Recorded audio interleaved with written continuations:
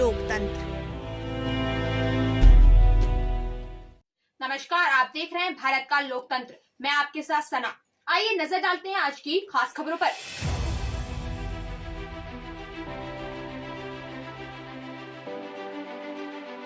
ग्राम थितकी से चौधरी संजीव कुमार ने जिला पंचायत के भावी उम्मीदवार के रूप में टांडा बनेड़ा वार्ड नंबर 31 से अपनी किस्मत आजमाने का निर्णय लिया और विकास कार्यों के मुद्दे को लेकर चुनावी मैदान में उतरने का मन बना बैठे।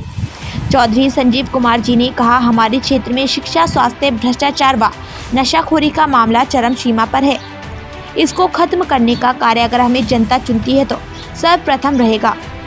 शिक्षा के क्षेत्र में बात करते हुए कहा कि सरकारी स्कूलों की बुनियाद पर ध्यान देना अति आवश्यक है। अगर बुनियाद ठीक है तो देश तरक्की करेगा और देश से नशाखोरी समाप्त होगी। सौंदर्यकरण के बारे में बताते हुए कहा कि गांव में अधिकतर सौंदर्यकरण का कार्य नहीं हुआ, यह होना अति आवश्यक है।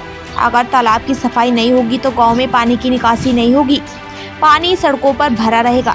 इसी कारणवश वहां गंदगी रहेगी, बीमारियां फैलने की आशंका बनी रहेगी। इन सबको देखते हुए अगर जनता की राय हुई तो मैं जिला पंचायत के चुनावी मैदान में उतरकर अपनी किस्मत आजमाऊंगा और अगर भगवान ने चाहा मैं जीत गया तो अपने क्षेत्र का चहुमुखी विकास पूरी ईमानदारी से करूंगा। पहले तो आप अपना परिचय दें। मेरा नाम भाई साहब संजीव चौधरी, मेरा गांव थितकी। सबसे पहले तो आपका हमारे गांव में स्वागत है कि आप लोग यहां तक आए।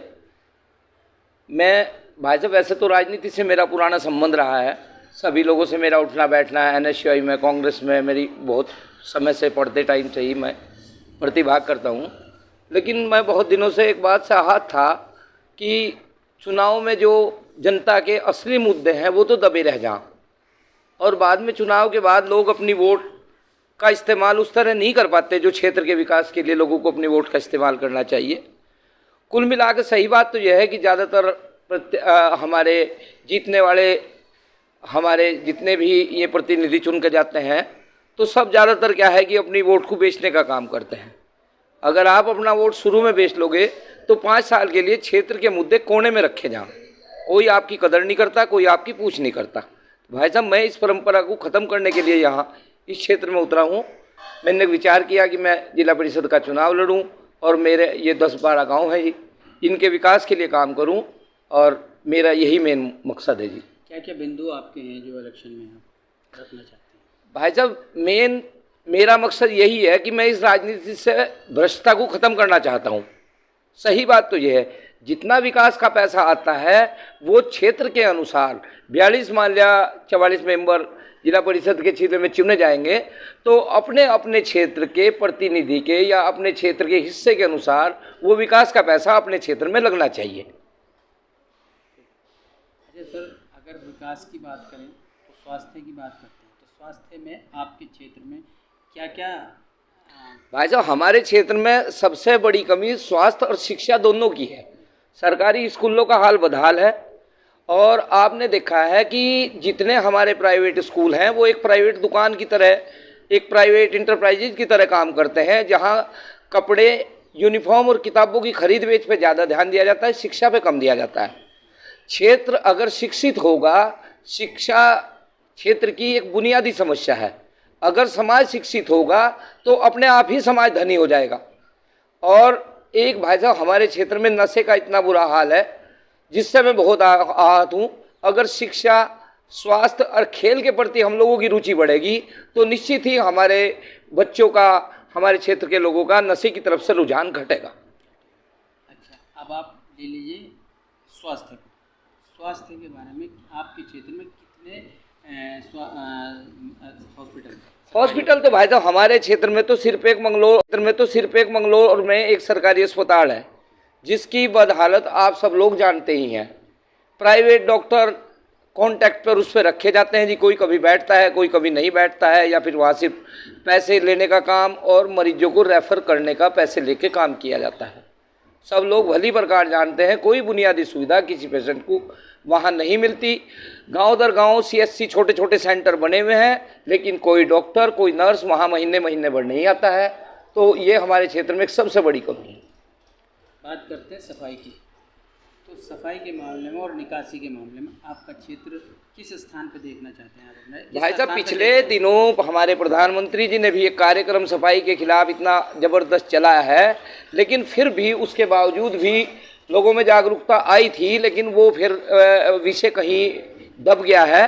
अब फिर दोबारा से स्थिति उसी हालत में हम पहुंच गए हैं कि सफाई की तरफ उतना ध्यान हमारी नहीं है। सबसे बड़ी हमारी एक और समस्या है सफाई की कि हमारा जो क्षेत्र पंचायत, ग्राम पंचायत या जिला पंचायत, जो भी निकाय जो काम करते हैं देहात क्षेत्र में, तो नगर पालिकाओं में जिस तरह का सफाई व्यवस्था का एक सिस्टम है वो देहात क्षेत्र में नहीं है, जिसका अलग से सरकार से कोई बजट आना चाहिए जिससे वहाँ एक परमानेंट कर्मचारी नियुक्त किए जा सके, वहाँ साधन हो कूड़ा उठाने के, तब तक इस समस्या को नहीं निपटाया जा सकता। मैं इस क्षेत्र में एक विशेष प्रयास करना चाहता हूँ कि नगर पालिकाओं की तरह इस क्षेत्र को भी सफाई के लिए अलग से एक विशेष फंड मिले। अच्छा, बात करते हैं सौंदर्यीकरण की।